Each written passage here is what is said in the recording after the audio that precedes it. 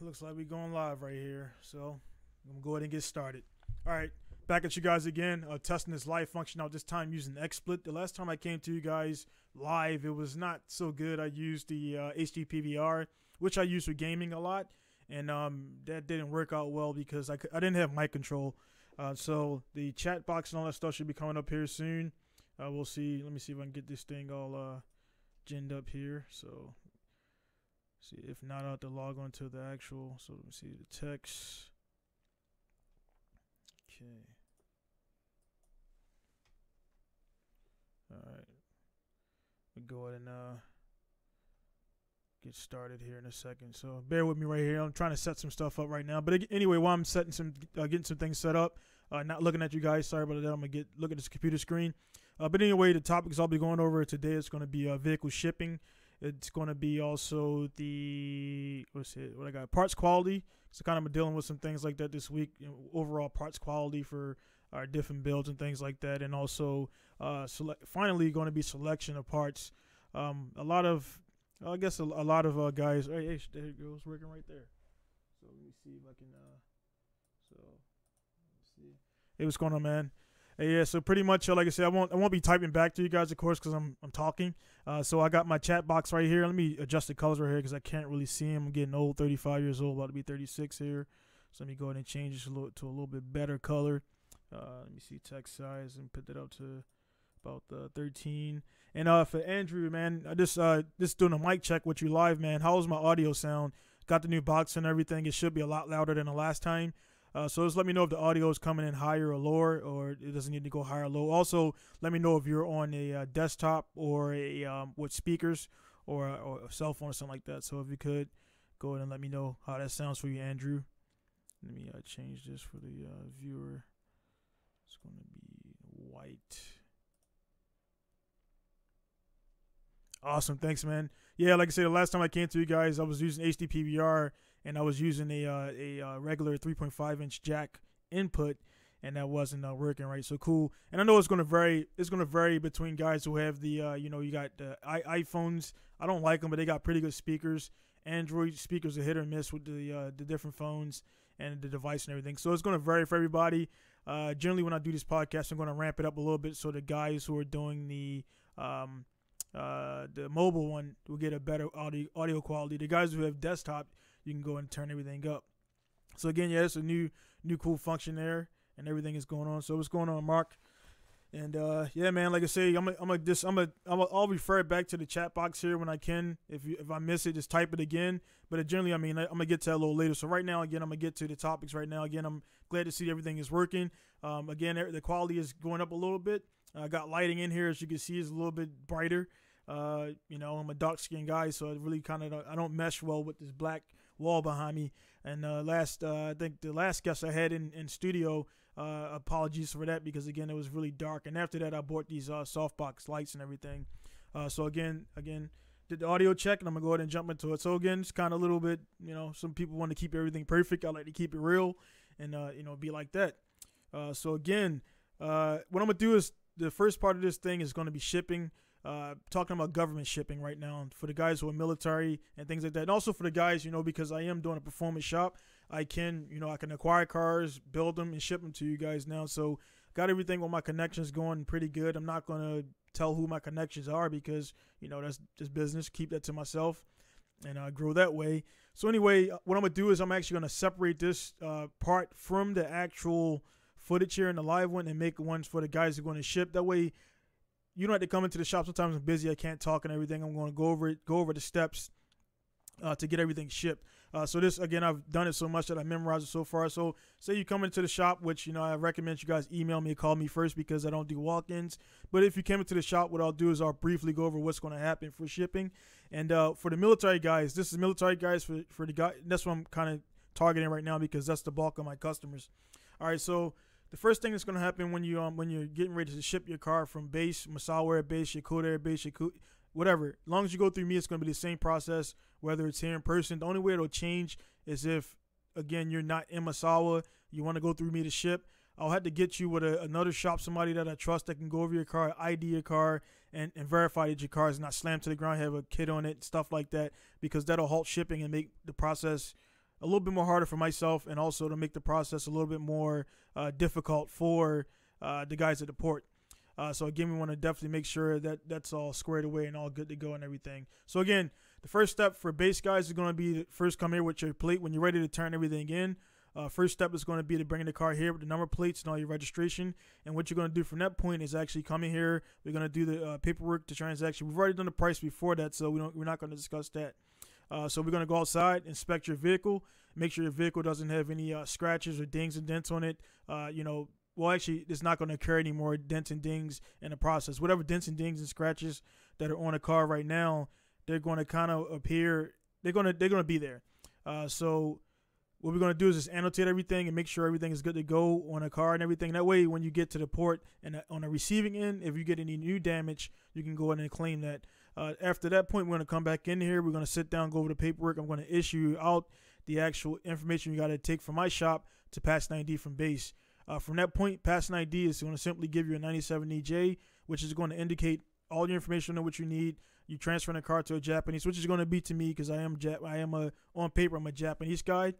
From that point, you're going to pretty much go back to pass an ID, get some more information, come back here again, bring the number plates again to me. Number plates, the car's going to be here. It's going to be done with that. And after that point, pretty much you can't drive the car anymore. The number plate's going to be off the car. The seal's off the car. You can't drive anything anymore. And again, I know I'm talking fast. I have a flow chart for the guys who are going to go through the shop. So anyway, you'll see that. So this in a nutshell, this is how to go. All right. So once I go and deregister the car and everything, I'll come back from past night, the Hachinohe, which is where we deregister the cars. I'll either email you. I'll email you the let me see.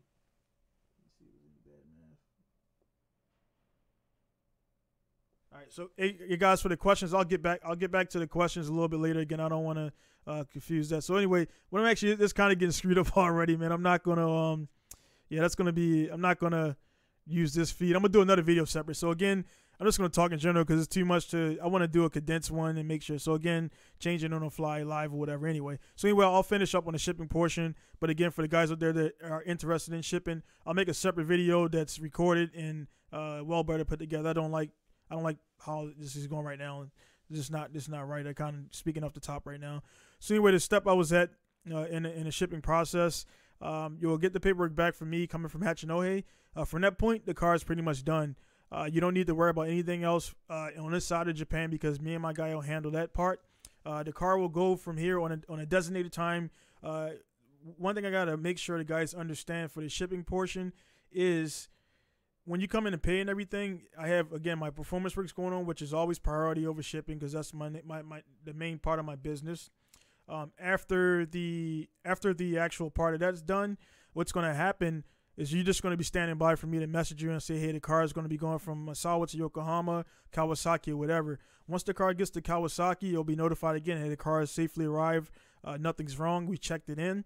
At that point, we're just going to wait. We have to wait about a few days to a week to see when the car is actually going to leave out of the port. And at that point, when the car leaves out of the port, it's going to, once it leaves out, that's when we are pretty much going to verify the time that it's going to actually arrive to the destination. Once the car arrives to the destination, you're going to get an email from the actual exporter. Sorry about that. You're going to get an email from the port that you send it to. For example, if you're going to Port Freeport, Port Galveston, Port Hampton, and Port of Hampton, and Europe. Pretty much what's going to happen, the email address, the phone number you guys gave me before you checked in the car, that's what you're going to be contacted by. The confusion that's coming with the shipping and everything is like, when you guys come here and initiate the shipping, it kind of feels like a lot of guys are going to, let me see, a lot of guys, they kind of confuse the shipping portion with me hand walking you all the way through the whole process. That's not what I do. That's not what my guy do. What we do is initiate everything, set everything up, get the car there. Once the car is shipped, it's a handshake. Just like when you guys go, prime example, this makes everybody understand. When you go to USPS or UPS or whatever, drop off the package, when you sign your customs form and sign everything and you hand it over to that person and you pay for it, at that point in time, you essentially hand over ownership to that person temporarily. So and it's the same thing for cars. While it's shipping, it belongs to the carrier. And what's going to happen if they damage it or whatever, that's why the insurance is there. That's why I don't let the insurance guys not get it. I guess not get insurance. I don't allow that because if something happens, then you're going to have issues. All right, so once the car gets to the port, now the port authorities are actually taking ownership of the car because they're going to sign over from the vessel and things like that. All right, so once they sign over the vessel, they're going to inspect the car. I make sure the car is clean here before it leaves. That way you don't have any, you don't get quarantined for oil falling on the ground. You don't get quarantined for having like dirt and stuff on it, because that stuff, if the car gets put out of line and checked and the car is filthy, it has like a bunch of leaves, fruit, different things in it from this country. You guys know when you fly on the airplane, you're not allowed to take certain things because there's like, cross-border contamination is what they're worried about. So even though dirt is dirt, it seems like dirt's the same. Dirt from Africa, dirt from Sweden, it can cause different things to happen. People can get sick if, say, the dirt is from a highly, some place with a virus, and people are spitting on the ground, bleeding on the ground, things like that. What's going to happen is if that dirt, gets to the new place and there's a lot of it, that can get in the air. People get sick, new strand, new flu, things like that. So, I mean, yeah, it's like movie style stuff that may or may not happen, but it could happen. So anyway, the car has to be clean. So, I mean, in a nutshell, again, I spoke really fast on the shipping part because the process goes really fast. It's just something I could do.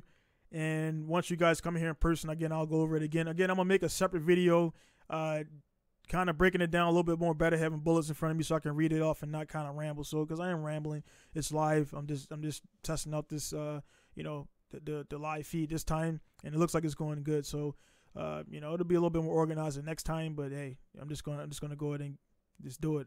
You guys know me again. I don't like to have structure, because then like that, this doesn't feel natural and things like that. So in a nutshell, the shipping, again, kind of going back over what I just talked about and rambled about, and maybe some of you guys are even more confused. You bring the car here after you email me and I get the price, because again, I'm not gonna get prices on the spot when you show up. I got to contact my exporter. My exporter is doing whatever he's doing. I'm working on engines. We're busy people. So the best thing to do is email first. I'll send you a PDF form. The PDF form you fill out. From that form, I'll determine what the extra charges are going to be, if anything. And from that point, we just say what the price is going to be. We come in, we talk a little bit more. We transfer paperwork. You turn in the car. You pay. I take care of the rest. You receive the car. It's just that simple. Car shipping is only expensive. It's not really, in theory, it's not crazy expensive. It's not cheap, but it's going to cost a little bit, but it is a certain amount. You should be paying roughly for roll and roll off stock, roughly between $2,600 to $2,800 for shipping. And that's going to be what most companies that are doing everything properly. You can get it cheaper, but I guarantee you're going to pay for example, a lot of guys ship cars for cheaper and they're not doing a title export to English.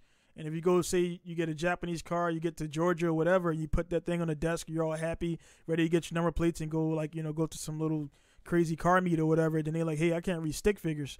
And then what you got to do now, you remember you saved that money. The guy said he could do it cheaper. What's happening now is he did it cheaper because he didn't do documents. So myself and my guy prepares all the documents so you can walk into the port, walk out with your car and enjoy it and not have any ass pain. So again, just like anything, man, most things, I mean, you don't want to overpay, but you got to pay for a decent service. If you underpay, the reason you're underpaying is because shortcuts have been taken and things have been taken out. So you don't want to do that. And that's how that's going to work there. So again, you just want to make sure everything's good to go. And shipping, you don't want to make the process more harder than it is. It's an expensive one again, and you don't want to lose all the money. So again, just email me, get with me, download the Pinku style to do all that stuff. So that's how the shipping and everything goes. And just want to make sure everybody's squared away. You're not overspending, and you're getting your money's worth and getting the car quickly. That's the key right there. All right, so this week, this week I've been the second topic I want to kind of talk on, and I can kind of relax a little bit because I'm not trying to remember anything. But this week I kind of want to hit on the parts quality. In this industry, there's a lot of different parts out there available. Technology is advancing at a rapid rate, so there's a lot more parts available for guys that normally, say 10 years ago, for example, one example is like dual caliber for drifting or whatever, hydro. So back in the day, guys would take a guys would take a inline hydro brake and then put that into your system. And what everybody knows who've used it, when you use that, you pull back on it. Say you're pulling back on a hydro and you press the brakes, you can actually lock them up, and you have to press the brake again to disengage. Depending on the kind you have, if it's a line lock style or whatever, so if you got an e-brake and a brake at the same time, you'll feel if you push one before the other, it'll get soft or hard, and it sucks. Now guys got the separate reservoir things, the separate lines, and the dual calibers. And again, this is kind of leading to parts that you couldn't get 10 years ago for the affordable rate that you can get now. Like, you got all these Bolton kits I'm not going to name. So anyway, for your parts quality, man, a lot of guys, that's the biggest thing you want to get. If you're not doing the work yourself, you got to factor in the cost of the parts, and you're going to factor in also the cost of the labor, naturally, and any other resources and things that come with that. So again, when you show up to most guys' shop and you don't have, you have all these parts, and I had it happen. A car just kicked out. I kind of had a situation with a customer, and I talked to him in length about it, so I'm not talking behind a guy's back. He came to me about 2 years ago, and he bought a bunch of parts from a company I'm not going to name.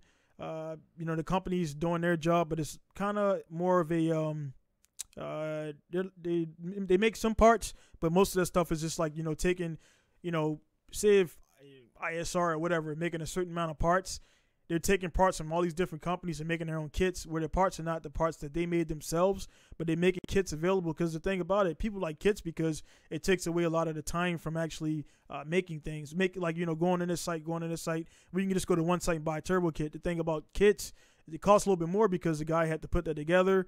They got to make their percentage up the top and everything. And kits are generally, in a nutshell, I don't like to deal with because they don't. You end up paying more than if you just searched around and got things like that.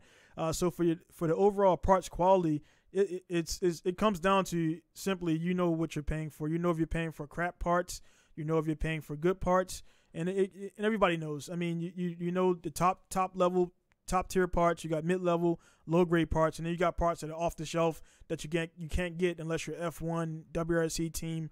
Somebody really exclusive on a high-end level that has a lot of money, because those parts, they're off the shelf because normal people can't afford them. That's why it is like that.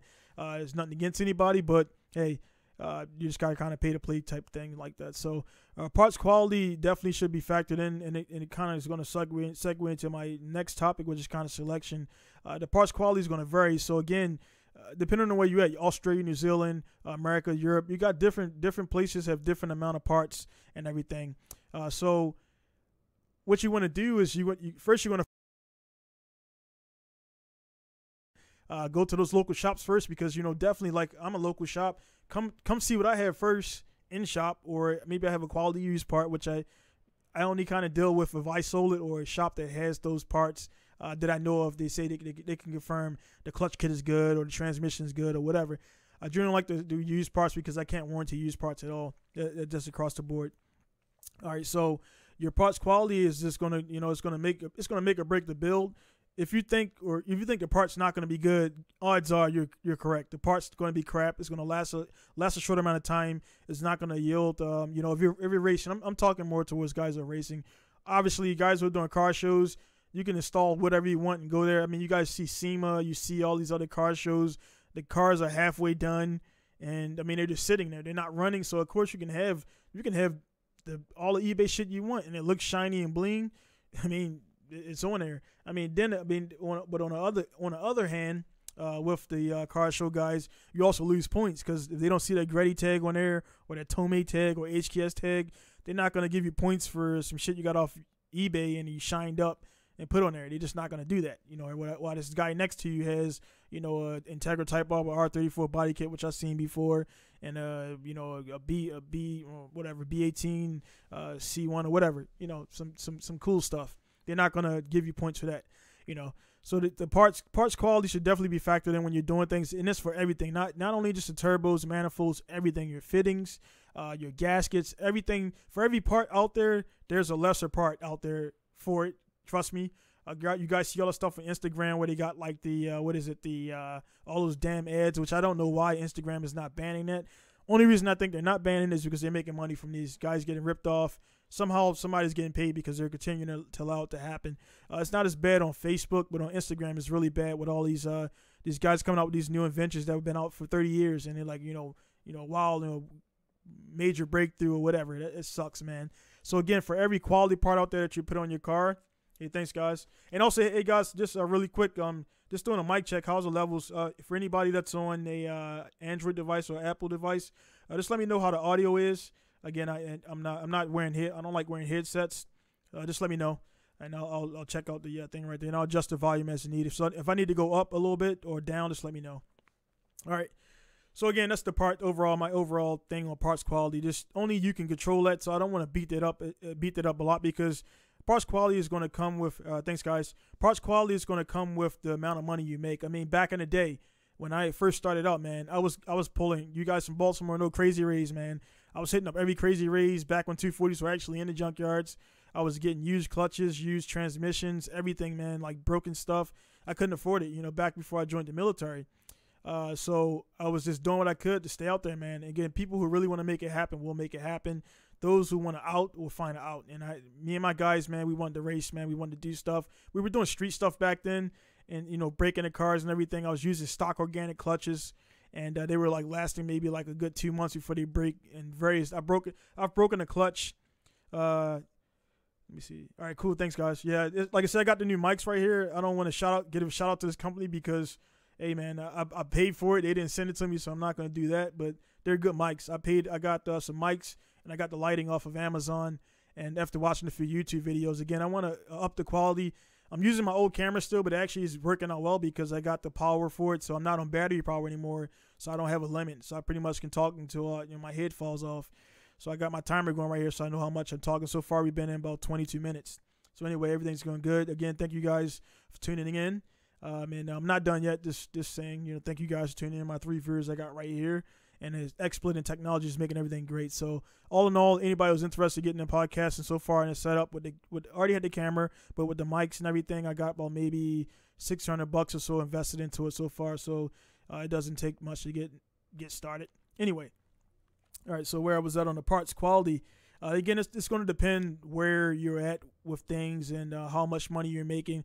Naturally, if you're making more money, you can get high quality parts. That's how it goes. Anybody who's making a good money, they're not going to buy lesser parts. That's not how it works. So the biggest thing I see in this industry is the engines normally are pretty good. The biggest thing I see breaking a lot is drivetrain. The VR4 I just kicked out had a clutch explode. It was a copy clutch from a company. I don't know who it was from, but it literally exploded. Every part of the clutch that can come apart came apart. So you just want to make sure your parts. Again, if you can't afford the quality part, I'm telling you guys, save the money. Save the money, because if you say you buy that part, a lesser part for $400 and an actual part that's $600 or $700, you want to go ahead and save that money, because it's going to happen. I hate to take people money and perform a service, but they got to pay for the labor. But when I tell the guys, hey man, this part, they bring it there, and I don't do it anymore. This is back in the day when they would come here. I'm like, dude, I don't know about that part. And back in that, in that time frame, I wasn't in a place to say, hey man, I don't want to do this. Because I needed the cash, to be honest, really, again, straight up 100%. Now, 3 years later, I'm not rolling in dough, but I'm in a point where I can turn a job away because I don't want it to turn into a nightmare. And this current car just got finished working on. Again, I talked to the customer about it, so if you're watching, I'm not downing you guys. We already talked about it. You want to, you just want to make sure you get everything right the first time. One thing I have guys do is when they get with me, if a guy comes in with a box full of parts, I stop the party right there. Like, hey, man, we got to back up. If they're good parts, like, hey, we can work. But if I checked it a box and I'm seeing, like, Acme, this, and, whatever that, I'm like, hey, man, I'm not installing this, man, because I already know what the outcome's going to be. You can't mix good parts with bad parts. If you're just going to go, you should go ahead and wait. Because the thing is, if I perform the job for the labor, I am going to collect the labor or keep the car. It's just that simple. So there's no such thing as, I install the parts and they don't work right and then you keep the money. It doesn't work that way. A few times I've got to a situation where, I did a job for a guy. The part broke. Like, right, as soon as we tested it together, it failed on both of us simultaneously. I'm like, dude, and as much as I need this money, I can't take this money because the part failed. The manufacturer kind of dropped the ball and everything, and from that point, I kind of don't deal with that guy no more for those particular parts. And hey, it works like that. I don't go online and badmouth people. It's just, hey, when parts fail, I'm not the manufacturer. I'm just the installer. Installer job is to install parts properly. Make sure they're clean. Make sure the bolts there. Make sure the fasteners are new. Make sure the gaskets are new. Make sure all environments are straight. So if you go to install a part and something's wrong with the engine, you stop your job. You say, hey man, I got to this point. We have to make this happen, which is get a new point. If I got engines out, we got to make it happen. And make it happen quick because I don't like cars sitting on my lift, so it'll be pushed outside until we get the parts. And generally that only happens with cars that I don't have a relationship with. The cars that I have, most cars that come through here, I do a pre-inspection first to say, hey man, let me learn your car. This way, when I do a quote, the quote is like exact. It means like, for example, if I'm doing a timing belt job, one of the parts of the timing belt, you got to take the front crankshaft off. Some of the RBs they've been in water situations, and the two bolts that allow you to take to pulley off properly with a puller, you got to thread the bolts inside of there to get it to pull it off with the puller. So I've seen guys that had that thing welded shut. I don't know why it was welded. I've seen dudes have bolts snapped off in it already. So for example, if I quote you a certain amount for a timing belt job, and then when I get to take the pulley off, it takes me an hour to get the pulley off. That's going to change, and that's why I prefer to have performance cars that are been modified. I prefer to have those cars come in so that I can check it and I can get to learn a car and know, hey man, maybe you got this kind of exhaust, you got this kind of that's, and that kind of works. It works well. Everybody that come in, they get an exact quote. I know what the car is like, and everything goes great. The cars that guys like, hey man, I think it's this, I think it's that. Like, hey man, I can't take your advice on what you think it is, because honestly, if you think it's a certain thing, you can go on Google and fix it. If you really think you know what you're doing, go and fix it. I got to see what it is for sure. So I'll take your notes down. Like, hey, I'll look in this area. So you're kind of aiming me, but I have to see with my own eyes what's going on. And then every time, man, 100% of the time, whatever the person think it is, it's more than that or it's less. So you're kind of like, if you're working with a shop that's not good, you can kind of work yourself into a place where you're losing money. And what I try to do, again, I'm here to make money and honest money. So I'm not going to say, yeah, it's not about money and stuff like that. BS. It's about money. I definitely I'm investing into my company to have a return, on my labor and on the not the labor, but the my time I put into this business definitely is what I want to do, working for myself. So it's definitely a business, definitely about profit, not a nonprofit. So I want to make money, but I want to make clean money. I want to make sure when you pay me, you're happy. I don't want I've had a few situations where I warned guys before what was going to happen, and there was not good outcomes. And then they got to pay money, and then like they don't want to pay that money, and I want to prevent situations like that, because I want it to be mutual. Like, of course, I'm happy because I'm giving a product out there. I'm happy to be receiving money on skills that I've earned over this 20 years or whatever. And then I want to be, when a customer drives away and he's happy, man, and I don't get a bad email or anything like that, which I don't really get, honestly, because I keep everything straight up. It's just a good feeling that you're helping somebody do something that either one doesn't have the time to do it themselves, they don't have the skill set to do it themselves or trust themselves, or whatever different reasons why people come to shops. I was a guy back in the day where I didn't like shops. I'm like, hey man, why I don't want to come to the shops, man? I could do it myself. So when guys say they're gonna do it themselves, I don't get mad about it. But at the same time, I've seen guys, I get a quote for them, they do it themselves, they screw it up, and then they come back. I'm like, the quote's gonna be the same plus more, because I gotta go behind you and see what you've messed up. So it's not gonna work out the way you want to work out. If you really think you can't do it, just go ahead and make a reservation. You gotta pay the money. Your car be done properly, and again, proper parts. So again, if you come in here with a bunch of parts from eBay, I'm going to turn it around and get it out of here, and then I'll work with you to get new parts. I'm just not going to install crap because I know what's going to happen. I'm not going to risk my name being tarnished for you to save money there. So it's just Avery is saying, just curious about the time in Japan, midnight. Right now it's Right now it's 15:13, which is 3:13 in Japan time right now. So it's daytime outside.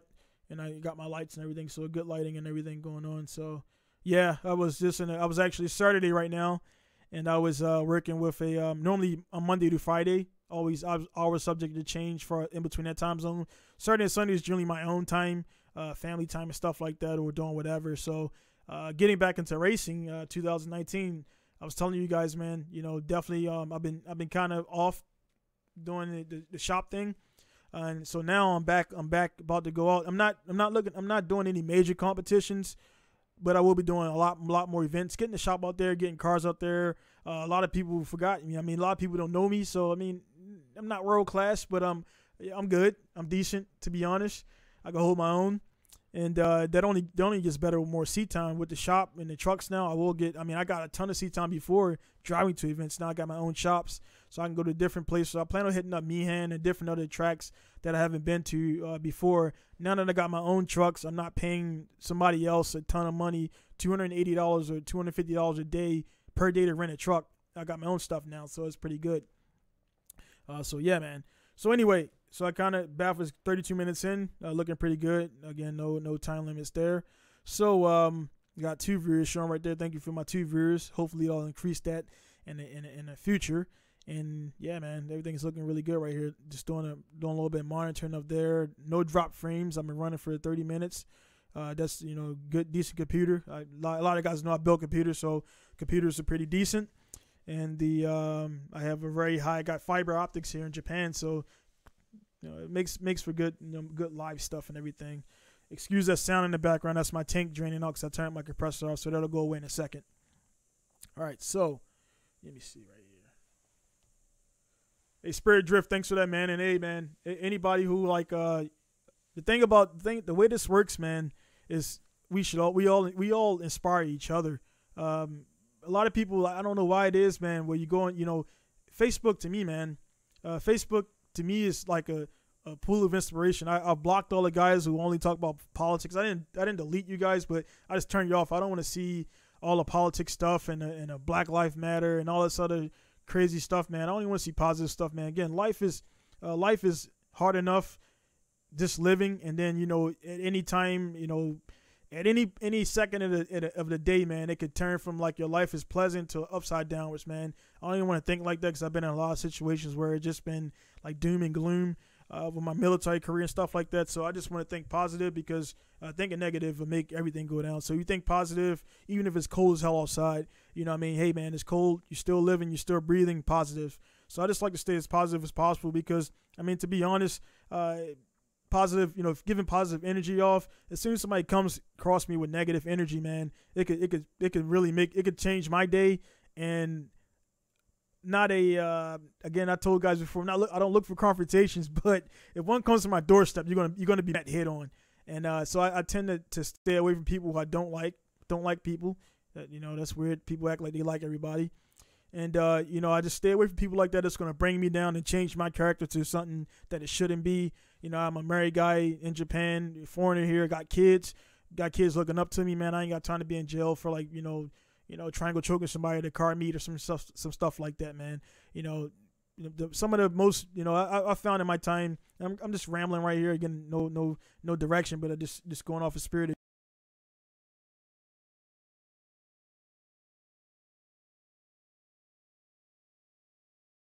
Some of the, the people who are like the weakest people or have nothing to offer or whatever, some of the trying to be like mean guys. Like you're trying to be a badass for what, dude? Like, I mean, somebody is, as good as I am at jiu-jitsu and fighting or whatever, there's always someone out there that could beat your ass. So as long as you keep that in the back of your mind, you'll be cool, man. Don't walk around looking for being a tough guy and stuff like that, because you will be exposed.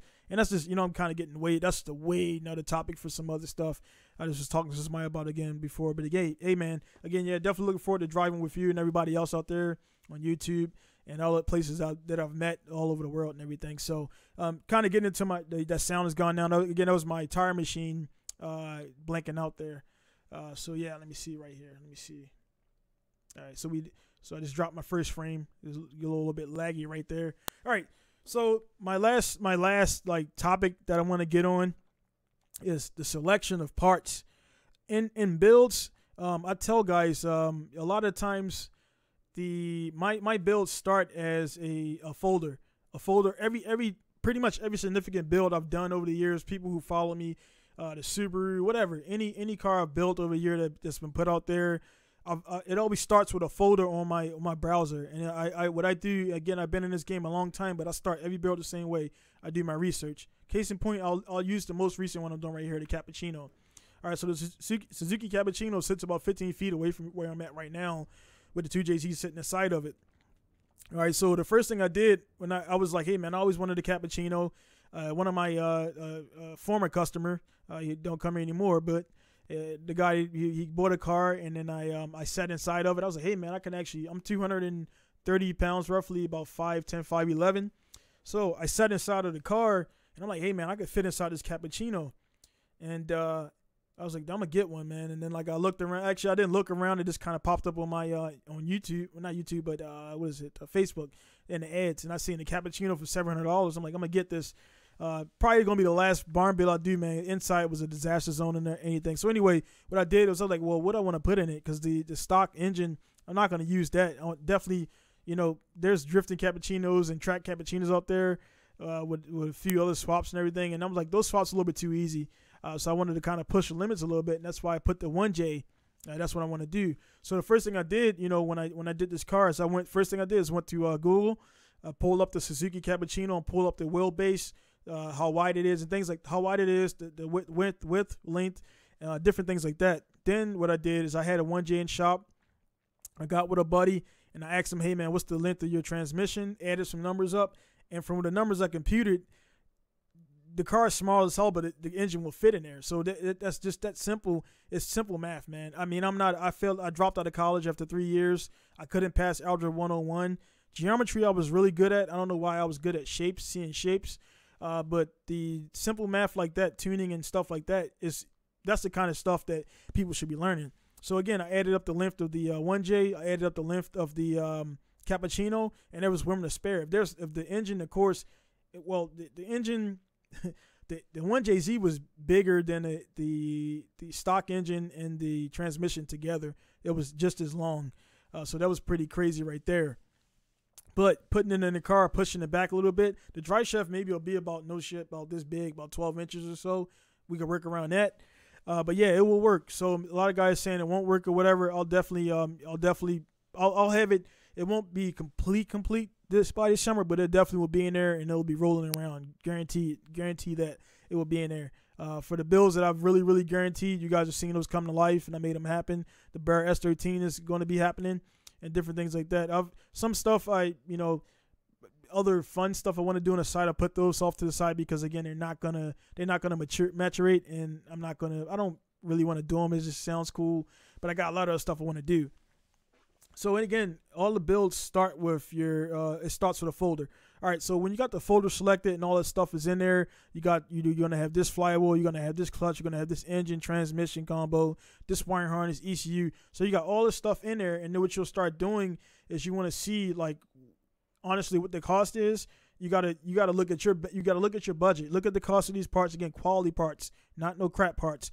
You're gonna see how much it's gonna cost with shipping to your area. And then from that point, it'll determine, like, how long it's going to take you to build this. You know how long it's going to take you to build it. You know how much you get paid every week. You know how much you get paid monthly, or whatever. You know your financial situation better than anybody else out there. So from that point, you'll say, hey, man, like me. I mean, even with my shop and everything, I said about late summer because I got a good amount of stuff going on. I got a good amount of stuff I got to pay off still with the business being brand new. So, again, I can't go full bore into a build like that and not owe people money. That's just the way I operate. I didn't owe anybody anything until I started this business, and I hate the feeling of owing people anything, so I work my ass off to get to a point where I can pay these people back and then move on. For those people out there, you owe people money, pay them their goddamn money, and when you give them their money, don't act like you doing a favor for them. They did a favor for you and loaned you the money. You're not doing a favor by giving it back to them. It belonged to them anyway, so this some food for thought right there. So, again, once you determine, like, your build length, I see the biggest error I see out there for car building is guys they just kind of buy this part and then it's buy this part and buy this part, and they don't really sit down and write on paper. All the best builds out there are planned out from paper first before any money is spent. You want to see how everything matches up. You can see the market. You make contacts with manufacturers. You know this part's going to work with this part and things like that. So we're getting into really crazy builds. Of course, some things are going to come on the fly, but most of those guys are dealing with that stuff. You're making the car yourself. You're building the car yourself. So you're not, say, for example, you like I'm going to put a W58 and it's cappuccino, which sounds crazy, but I don't need a lot of horsepower. The horsepower I'm going to need, the power to weight ratio for the engine is more than enough. The R154 is more robust than the W58, and they cost more, so that's why I decided not to do that. I don't need that car is not going to see no more than 384 in the horsepower, which again, a good W58 reconditioned and everything, driven properly, can last a little bit longer. When you're doing, like when you're drag racing, you're shocking the hell out of the driveline and stuff like that, you're going to break it. And yeah, W58s are a little bit cheaper. I got one coming from the States from Alan Bridgemoto, who was on episode 8 and things like that. So yeah, you gotta plan out how you want your build to go. And the thing is, plan it for you. You don't plan it. You don't go on Instagram and then you check out all these different things, and you check out all these different people building cars, and then you take from them. You can get inspiration from those guys, but you don't take from them because, hey, they got a different budget. Just like the case in point. Again, I'm getting off topic a little bit. Daigo with this the A90 Super or whatever, and then everybody's hey man, he got a 2J in it, blah blah blah blah. I'm like, dude, I called it. The guy has the resources. He has the funds to do that within a month. Inside of a month. Take somebody else who gets the car. Number one, you got to get the money to get the car. I don't know how he got the car earlier, but he got the car earlier. First, you got to acquire the car. After that, you got to acquire all the parts. And if you see Daigo's setup, man, his setups are pretty much the same. It's simple as hell. It's engine, it's intercooler if it's there. It's the standalone wire harness, and it starts up. So a lot of guys just try to do way too much, man. You try to go way over the top and do all this crazy stuff, man. And the build is going to be crazy, and when you break it, you can't replace it. So you got to make sure you got to build within your you got to build within your limits. So again, when you take that folder and you put all those parts in there that you want this body kit, you want these wheels, you want these brakes, you want this stuff, and when you add everything up, when you're finally at the point where you figure where the build is done, which is never done, you'll add everything up and you'll see, man, it's going to cost $25K to build this car, man. Before labor, if I'm getting it done somewhere else, or any other miscellaneous labor I gotta get, if I gotta take the piping to my guy to get it welded up, which again I do everything in shop. So for me that part is cool because I do all my own labor. I will order at times like a swap kit, but there's no swap kit for cappuccino. Maybe I'll make one, but probably not, because who's gonna come in my shop next for a damn cappuccino swap? Probably nobody. They'll just come see it. So anyway, once you get that list down there, again, kind of step one of that, get that list down there. That list will determine the parts going to, and from that point you can substitute, say, within the quality, the parts quality, kind of going back. If the part you have right there says top shelf, maybe you can find something that's mid-level, good quality, not as flashy, not as shiny. Maybe it's not powder coated. Maybe it's raw material. You can get some other part that'll match your need. That's not breaking the bank, but it's also not low level. So when you're doing builds, you don't even want to break below mid-level. You just want to stay mid-level to high, or if you're badass, off the shelf. With these builds, man, you want to make sure everything's done properly. That way you can if you're building it towards a magazine, a competition, or whatever, the car's going to last and do well. And if you're building it for example, for me, for my shop, I want to make sure it's representing my shop and what I can do. If as a shop, if you're taking, breaking happens, but if you take a car to an event, you're constantly breaking this stuff. It shows that you're not putting the R&D in properly, and you're not learning from past mistakes. And that's why a lot of guys seeing all these builds. Some builds are just totally like, for example, I had the VG going into the Risto. That was going to be cool, but it was kind of a pipe dream. I got the car at the same time and everything, so I didn't want to do it that way. So, hey, Shinobu. All right, sorry about that. My wife came in here. But yeah, you want to do Daijibu. Hey, 1 second, guys. All right, those are. Just put right there. Daijibu. Hey guys, sorry, but I got not interrupted. My wife bought me lunch or whatever. So, yeah, Johnny. All right, so that's what happened when you go live. But yeah, where I was at. I don't know where I was at. I lost my train of thought. Trying to gather it back right now. But the I don't know, talking about builds and stuff like that, kind of just off the top, man. Just this general conversation is kind of the same way we would be talking if I met you in the parking lot somewhere. We would just talk. Again, I love talking cars, love talking about stuff like that and everything. But yeah, man. With the builds, you just got to make sure, again, the parts are good. You don't want to have anything bad. So the part selection should be based on what you're trying to do. If you're trying to achieve 280 to 300 horsepower, there's different parts. If you're trying to achieve 550 to 600 horsepower, there's different parts. So what you got to do is select your range. So for example, if you're going for 280 to 300 horsepower, you don't need a triple plate carbon ATS clutch. That's way overkill. You're gonna break everything. That's again, all that power is going to go through everything. You're going to destroy the transmission. You're going to break the axles. You're going to break everything, man. That is for a highly reinforced car with a lot of power, which, crazy gearing and things like that. Everything's upgraded.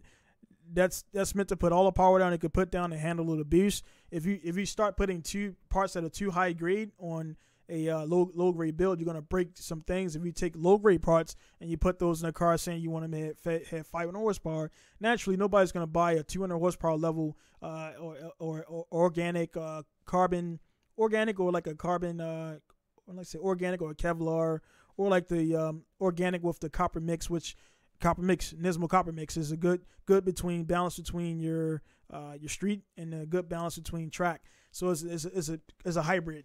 I really don't like those too much. I like to kind of go either stay down with a ceramic Kevlar or just go straight up to something else.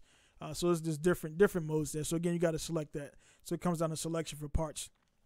All right. So one of the things I see for a lot of builds is everybody want to make everything solid. I was one of those guys too. You want to make everything stiff. You want to make everything like solid mount, solid this, solid that. And you got the sound in the background where it sounds cool as hell, where you got the metal trans mounts and all the transmission noise is like going through the chassis and stuff like that. It sounds cool, man, but something's gonna break, man. So like one guy told me is like, hey, you have solid mounts, but have the or like a not solid aluminum, but like a polyurethane.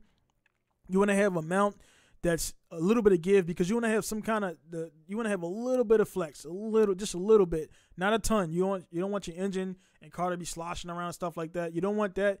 So you don't want to build a super tight car to the point where you're just losing traction and you're gliding over everything. So there's a balance between too stiff and not too stiff, and you gotta kind of pick that based on your style, your driving style.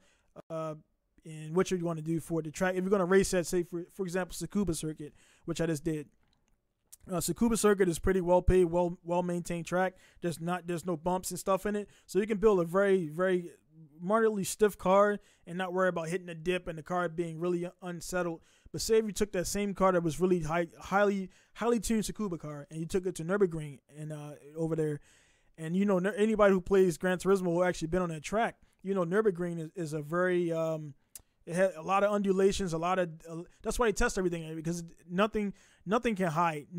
That track exposes everything, any flaws that the car may have, anything. So flaws that the car is going to hide on Tsukuba, which is a flat track, paved, no level changes. As far as it was flat to me. Going Nürburgring, you're going up hills, you're going down hills, you're going around banks, you're going around chicanes, you got all this stuff going on, so it's going to hide, it's going to expose, it's going to expose things. If you got a stupid big wing on the back and no aero on the front, you're going on that straightaway, you're going to get front lift, your string is going to get real light, it's going to be bad. So you got to have a car that's balanced.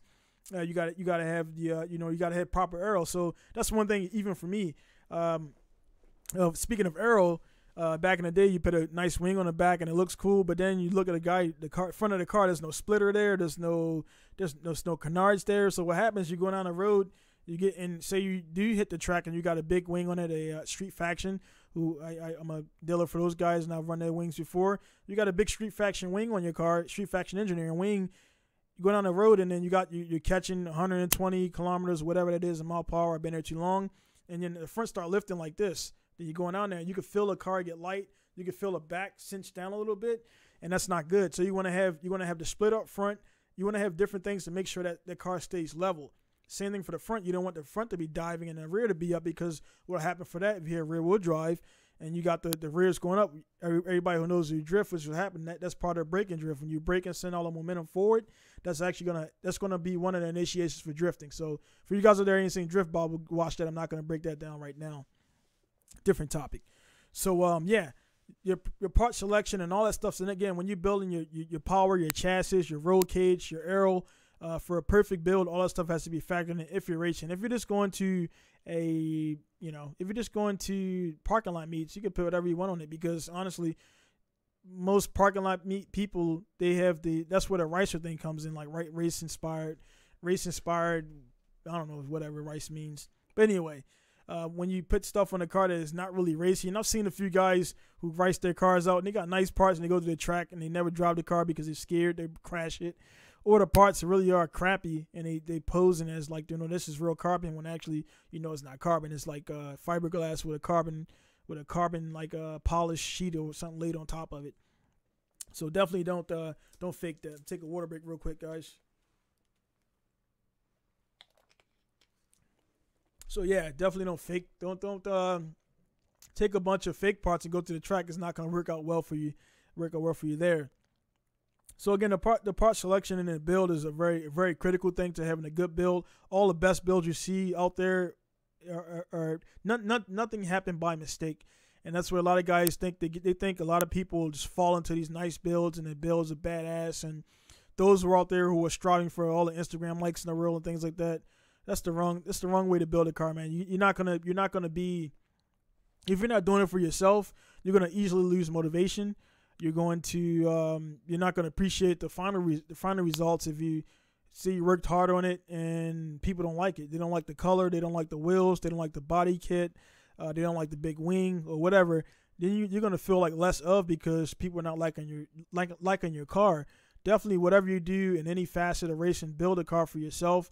If you're a company, of course, you want to build it for the customer's satisfaction, but as well, you'll be also putting your own flavor on it. Every company's different. Every installer is different. Every tech is different. So you want to do your flavor is going to be in the car itself.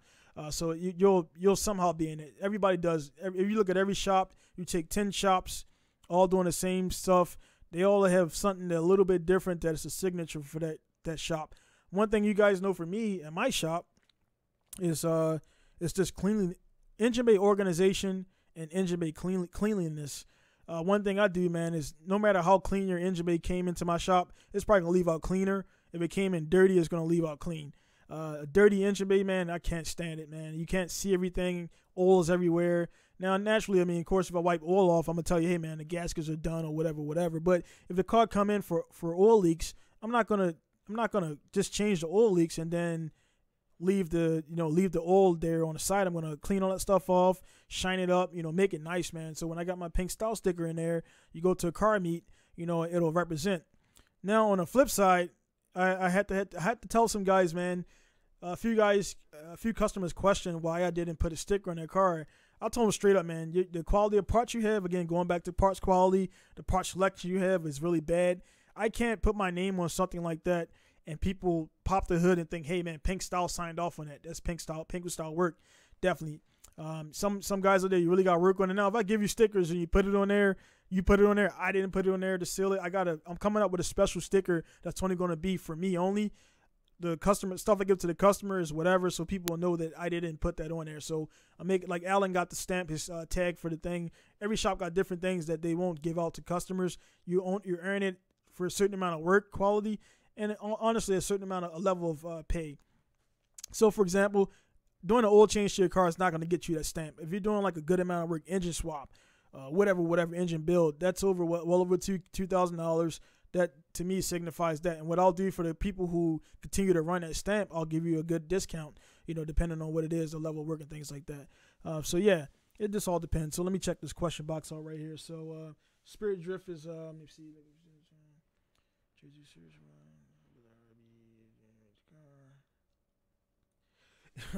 Are you asking me, do you think it's worth swapping a SR to RB? Definitely. That's just everybody's got their little quirks and everything. I don't like SRs. I didn't have good luck with SRs. And coming from I had 8 straight seasons with RBs.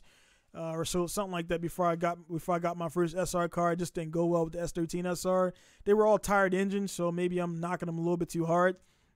And this was around the time I started competing in D1, the D1 divisionals. I used the SR, and it was cool, sounded okay, but I just didn't have good luck with it. I'm a RB. I like RB. I like straight sixes, preferably. I like inline sixes. So RBs and 2Js and 1Js, I like them. Everybody tries to separate them up, but I mean, I like them all. RBs got their little oiling issues with certain blocks, certain years, easily fixable. So it's not a game changer. The JZ is just smooth, man. JZ is smooth, and if you do everything right, they last very long. You're not gonna have issues on them. They're very smooth. JZs. I mean, I don't know anybody alive that could say, "Oh, JZs are shit" or whatever. I never met anybody that don't like 2Js and 1Js, man. Yamaha did a great job on that engine. For example, again, I love the RB. I've used them a lot. I have a lot of them. One thing, for example, was like timing belts. I mean, it's just the timing belt. You just put it on there. You pull a pin out. It flies back, and you're done. RBs, when you first start, when you first get to the camshafts and everything, you got to make sure everything's aligned. And then most people, they always mess up on the teeth, and then they'll end up sliding that. They put the top on, they'll go around the tensioner, and they'll put that bottom on. And then when you put that bottom part on, almost everybody that I see, they'll pull down. And what happens, you pull down on the teeth, and then that turns the timing off, so it's not aligned. And one tooth off is not good in my books. Those dots on the covers they got to match up. The dot on the bottom of the for the RB, on the bottom of your timing gear, they got to match up. It has to be straight by the little divot. If that's not all matched up, it's a no-go in my book. So I remember the first time I did RBs, I spent about an hour, man, fighting with this thing, and then I realized what I was doing wrong. I was just lining things up a little bit wrong, and I kept pulling down. If you do everything right and everything's lined up, and you count the number of teeth that the book will say between the top and this part, it has to have this many teeth. Between the side, it has to have this many teeth. So long as you count those points, they'll work out. What you guys got to watch out for is when you're doing an RB, depending on where you get, if you get an HKS or a Tomy belt, those are very precise to fine tooth. They'll have the marks there, and where those marks are is where they go. I've seen some timing belts that guys buying shit from China again, a cheap timing belt or whatever. They want to spend $30 for it versus spending like $60 for it for OEM belt. Those marks are not going to be in the right spots, and I've seen it where the marks are off. So I counted the HKS, counted the OEM, had the same amount of marks. And then when you count the one that's not good, the teeth will be off, and then they'll keep throwing you off, and you'll be frustrated, and you'll pull that stuff off. The RB engine, unlike, for example, the 4G63, EJ20, the 6G72, you guys should definitely be using, like, if you got the camshaft like that, you should be using the stoppers to insert in there to make sure once you set everything to TDC, it doesn't move around. Some engines, like, the Subaru and stuff, and the 6G72, 4G63, you definitely want to put the stopper in there and buy the proper stuff. Don't use ghetto stuff because you don't want to mar and mess up your cam gears. Put that stopper in there. That way when you take the belt off, the cams stay. The cams don't move. The camshafts don't move. All that stuff stays intact, because you guys know when you get that thing and it gets to a certain amount and it spins around, don't put your finger between there, because you're gonna rip meat off. You can do really good damage really quickly, and you don't want to you just want to make it easy for yourself. And that's the tools you want to make sure you got the proper tools. Put that slider in there, take the belt off, clean everything off, put the front seal in there, cam seals in there. Definitely take care of that stuff while you're there, and then put everything back together. So yeah, man, that's just one of the things with the JZ I like over the RB is just like the frontal maintenance is a lot more easier. The 1J and 2J crank pulley comes off easy. RB, and they have like the nice really nice big size bolts in there to help the pulley slide off. RB on a crank pulley has this little really like small like I think they're a 10 millimeter like MX10. Yeah, I think they're M10 size bolts or whatever, and they're not good, man. They always, every time I get to them, I gotta chase them, and then like I had the last job where